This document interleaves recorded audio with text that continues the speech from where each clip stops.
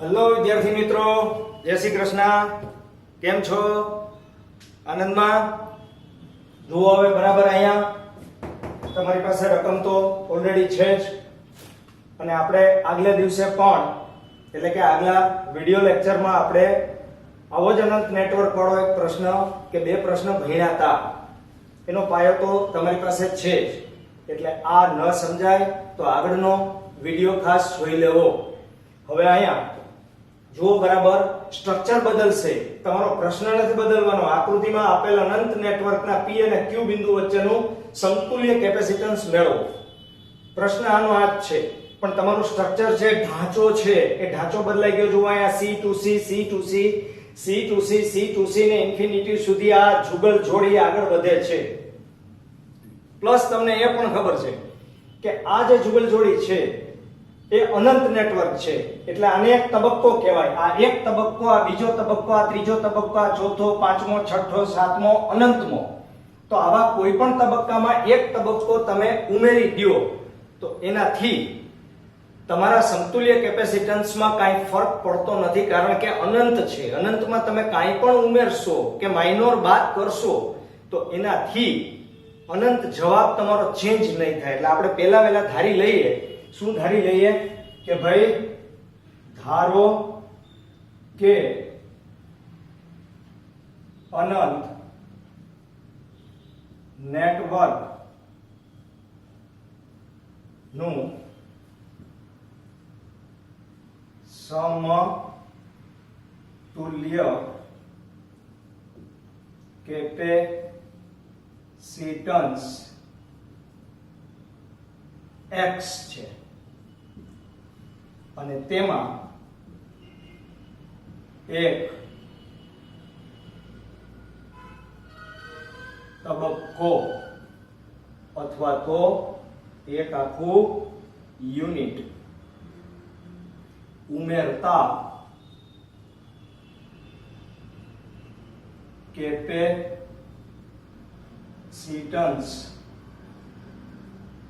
એક જ રહે છે. તેથી નેટવર્ક નીચે મુજબ દોરાય. આપણે એનું નેટવર્ક દોરી નાખીએ, બરાબર. અને આ જે નેટવર્ક આપણે દોરશું એમાં ધ્યાન રાખશું કે આ P Q તબક્કો બદલાઈ ન જાય એ ધ્યાન ખાસ રાખજો. તો અહીંથી તમારા માટે પહેલા વહેલા C છે, અને એના પછી અહીંયા 2C છે, અને અહીંયા તમે જે બાકીના નેટવર્ક છે એનું કેપેસિટન્સ ધાર્યું છે એ છે. તો હવે R અને S મેં બિંદુ એટલા માટે દર્શાવ્યા છે, આ નામના છે. R અને S ની આ બાજુની સાઈડ, એટલે આમાંથી તમે એક તબક્કો કાઢી નાખો, એનું કેપેસિટન્સ તમે x ધારી લીધું છે, x આવે છે, અને આખાઈનું પણ એમાં એક તબક્કો ઉમેરી દો તો પણ તેનું કેપેસિટન્સ કેટલું છે? ટોટલ x જ રહેશે. તો હવે આ નેટવર્ક છે એને હવે હું મોઢે દોરવાનો પ્રયત્ન કરીશ. આ બે શ્રેણીમાં છે, જુઓ, એની સાથે આ સમાંતરમાં છે, એટલે આ નેટવર્ક નીચે મુજબ દોરી શકાય. હવે હું મોઢે દોરું છું, તમને ખબર પડી જવી જોઈએ. આ બે શ્રેણીમાં છે, એટલે એનું કેપેસિટન્સ કેટલું થાય? 2CX છેદમાં 2C વત્તા x, બરાબર. તો હવે નેટવર્ક અહીં પહેલા દોરી દો, એટલે હવે વધારે પછી તમારી ભૂલ ન થાય. આ P Q અહીંયા આવશે, આ CM નો, આ CM ને M, અને આ બે કેપેસિટર હતા એનું એક જ કેપેસિટર થઈ ગયું, અને એનું મૂલ્ય કેટલું? હમણાં હું બોલ્યો આ બેનો ગુણાકાર છેદમાં એ બેનો સરવાળો, તો 2cx છેદમાં 2c વત્તા x. આ બે નો એક થઈ ગયું, બરાબર. અને તેથી કયું કેપેસિટન્સ ભાઈ? પરિણામી કેપેસિટન્સ. પરિણામી કેપેસિટન્સ એ x જ છે, એટલે x બરાબર this and this બેનો શું થઈ જશે? સરવાળો, કારણ કે સમાંતરમાં છે. એટલે c વત્તા 2cx છેદમાં 2c વત્તા x. સાદુરૂપ આપી દે તો ઇક્વલ ટુ અહીંયા આવશે લઘુત્તમ 2c વત્તા x અને ઉપર આવશે 2c સ્ક્વેર વત્તા cx વત્તા 2cx. અને અહીંયા ગુણી નાખો તો શું થશે? 2cx વત્તા x સ્ક્વેર બરાબર 2c સ્ક્વેર વત્તા cx વત્તા 2cx. બરાબર. હવે આપણે પ્રથમ પદ આપણું x સ્ક્વેર્ડ છે કે જે આપણે શોધવાનું, જેનો ઉકેલ મેળવવાનો છે, અને x ની કિંમત એ આપણે શોધવાની છે, એટલે આપણે એને પહેલા રાખશું. બાકીનાનો હિસાબ પતાવી દો તો 2cx, cx એટલે 3cx, 3cx આ બાજુ આવશે એટલે -3cx, -3cx + 2cx એટલે -cx, અને ઓલો 2c સ્ક્વેર એટલો જ છે એ આ બાજુ આવી જાય એટલે -2c સ્ક્વેર, અને ઇક્વલ ટુ શું થશે? 0. અને આ સમીકરણ તમારું જે છે યાદ કરો બરાબર, 10મા ધોરણને ax² + bx + c અચળાંક છે બરાબર 0 સાથે સરખાવતા. આ શરૂઆતના છે એટલે લખું છું. હવે પછી આવી બધી માહિતી નહીં લખું, કારણ કે આ 10મું ધોરણ છે, બરાબર. આપણે આટલું સાદુરૂપ તો આવડવું જ જોઈએ. તો શું થશે ભાઈ? a બરાબર, જુઓ, a બરાબર 1 દેખાય છે. પછી b બરાબર -c અને c બરાબર, આ c અચળાંક છે ભૂલતા નહીં, -2c સ્ક્વેર. ઓકે. હવે આ તમે જે મેળવી લીધું એમાં તમારે ડેલ્ટા ગોતવાનો છે. શું ગોતવાનો છે? પહેલા ડેલ્ટા. તો ડેલ્ટા બરાબર b² -4ac બરાબર b² એટલે શું થશે? b² એટલે શું થશે ભાઈ? c² -4a એટલે 1, c એટલે -2c² બરાબર c² વત્તા 8c² બરાબર 9c², અને તેથી રૂટ ડેલ્ટા બરાબર 3c. એટલે આપણે બે વસ્તુ સાથે લખી નાખી.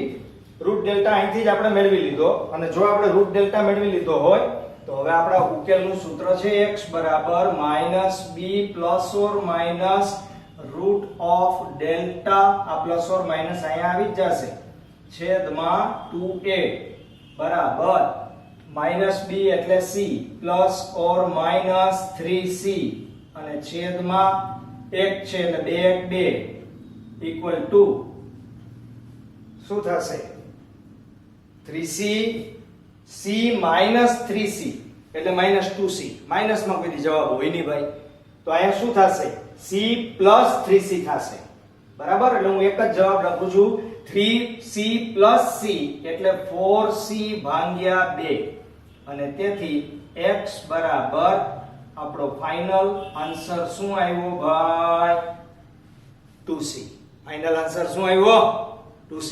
ઓલરાઈટ. હવે આવો જ એક બીજો પ્રશ્ન આપણે ભણીએ. ઓલરાઈટ. યસ બાળકો, જુઓ નેટવર્ક ફરી ગયો છે. સિમ્પલ છે એકદમ. આગળ આપણે ગણ્યો તો એના કરતા પણ સરળ છે. જુઓ અહીંયા તમારો એક તબક્કો c નો બને છે, આ C C C C C C C C. તો હવે આ તબક્કામાંથી તમે એક તબક્કો ઓછો કરો કે વધારો, તો આગળ બોલ્યો તો એમ તમારા અનંત નેટવર્કના સમતુલ્ય કેપેસિટન્સમાં કાંઈ ફેર પડતો નથી. એટલે આપણે અનંત નેટવર્કનું સમતુલ્ય કેપેસિટન્સ ધારી લઈએ કે ભાઈ ધારો કે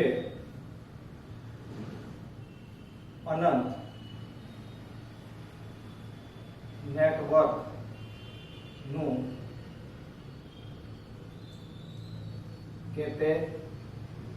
કેપેસિટન્સ x છે. આ તમને એટલા માટે ડિટેલમાં ડીપમાં અને નિરાંતે સમજાવું છું કે ઇન ફ્યુચર તમે આવ્યા ફિગર જોઈ, નેટવર્ક જોઈ અને ઝડપથી તમે ગણી શકો.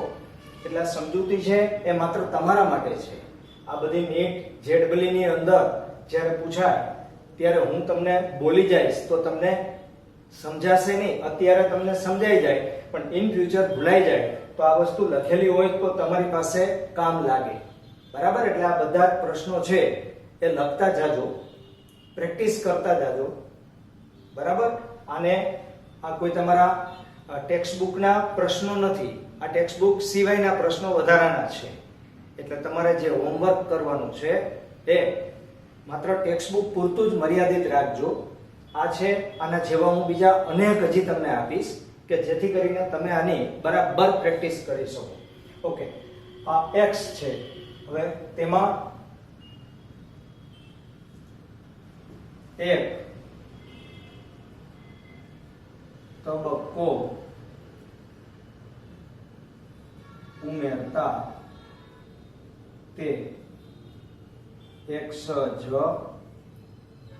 રહે છે.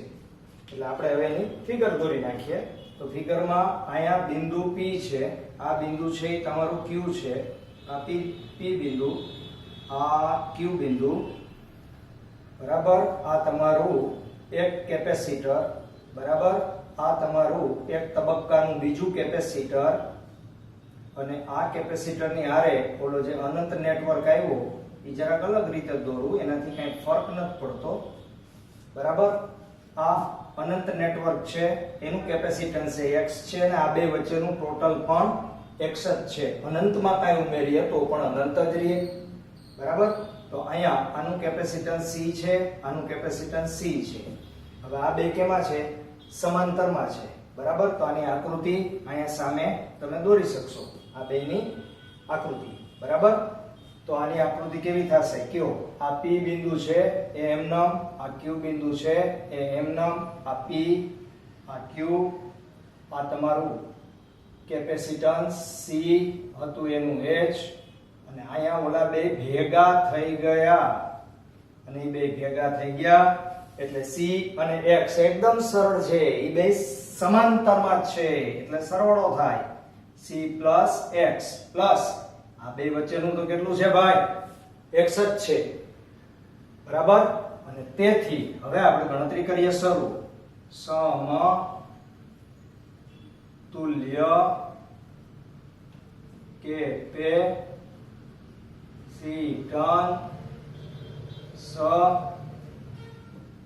x is equal to, આ બે શ્રેણીમાં છે એટલે બેનો ગુણાકાર, અંશમાં બેનો ગુણાકાર અને છેદમાં બેનો સરવાળો અને આ 2c. બરાબર? એ 2c ને આની સાથે ગુણશો એટલે 2cx વત્તા આ x ને આની હારે ગુણો એટલે x સ્ક્વેર ઇક્વલ ટુ અહીં કૌંસ છૂટો કરી દો એટલે c સ્ક્વેર વત્તા cx. બરાબર? હવે આ x સ્ક્વેર આપણું મેઈન પદ છે એટલે x સ્ક્વેર, આ cx ને આ બાજુ લઈ લ્યો એટલે -cx, 2cx -cx એટલે +cx એટલે +cx. આ c સ્ક્વેર આ બાજુ લઈ લ્યો એટલે -c સ્ક્વેર ઇક્વલ ટુ 0. ને કોની સાથે સરખાવી દો? ax સ્ક્વેર bx c બરાબર 0 મુજબ તમે સમજી લેજો કે સરખાવતા a બરાબર કેટલા આવશે? a બરાબર આવશે 1. જુઓ a બરાબર 1, b બરાબર પ્લસ c, b બરાબર c અને c બરાબર માઈનસ c સ્ક્વેર. અને તેથી પેલા આપણે ગોતીએ delta b square minus 4ac વિવેચક બહુચક બરાબર. તો c સ્ક્વેર માઈનસ 4 કૌંસમાં 1 અને અહીંયા આવશે c, c એટલે માઈનસ c સ્ક્વેર બરાબર c સ્ક્વેર વત્તા 4c સ્ક્વેર બરાબર 5c સ્ક્વેર બરાબર. તો હવે આ ડેલ્ટા છે તો રૂટ ડેલ્ટા બરાબર root 5c plus or minus અને તેથી x બરાબર minus b plus or minus root of delta upon 2a બરાબર minus b minus c plus or minus root 5c upon 2a. a એટલે 1 એટલે અહીંયા આવશે 2. ઓકે. હવે જુઓ માઈનસમાં તો હોય ની સમતુલ્ય capacitance 5 minus c minus root 5c તો જવાબ તમારો માઈનસમાં આવે જે શક્ય નથી. એટલે આપણે શું કરવું પડે? આ પ્લસ રાખવું પડે બરાબર. તો આપણે એને જરા ગોઠવી દઈએ. રૂટ 5c માઈનસ c આ પદ પાછળ લઈ લીધું તો અહીંયા કેટલા આવશે? 2 ઇક્વલ ટુ અહીં શું આવશે? c કોમન નીકળશે તો અહીંયા શું આવશે? રૂટ 5 માઈનસ 1 ભાગ્યા કેટલા આવશે? 2. જોઈ લો બરાબર. માઈનસ b એટલે minus c plus or minus root 5c root delta upon 2a. a એટલે 2 okay. Root 5c minus c minus નહીં આવે આ પ્લસ લેશો અને આગળ લઈ લેશો એટલે આ માઈનસ અપોન 2 એટલે શું થશે? c કોમન નીકળે રૂટ 5 માઈનસ 1 અપોન 2 અથવા આને c/2 એ તમે લખી શકો. c/2 અલગ ઘણી વખત તમને આવી રીતે પણ ઓપ્શન આપેલું હોય c/2 એનો કોઈ મતલબ નથી. આ તો વધારામાં લખી દઉં છું ચિત્તભ્રમ ન થાય એટલા માટે. તો આપણું સમતુલ્ય કેપેસિટન્સ આવા પ્રકારનું આવ્યું. હવે આપણને એવું લાગે કે ભાઈ આપણે આપણા નેટવર્કમાં કઈ લાંબો ફરક નથી કર્યો પણ દેખીતી રીતે લાંબો ફેરફાર આપણે ન કરેલો હોવા છતાં તમારા જવાબમાં ઘણો બધો મોટો ફેરફાર આવે. આગળના દાખલાનો જવાબ અને આ જવાબ બેમાં ઘણો ફેર છે. ઓકે. આજે આટલું જ બાળકો. જય શ્રી કૃષ્ણ.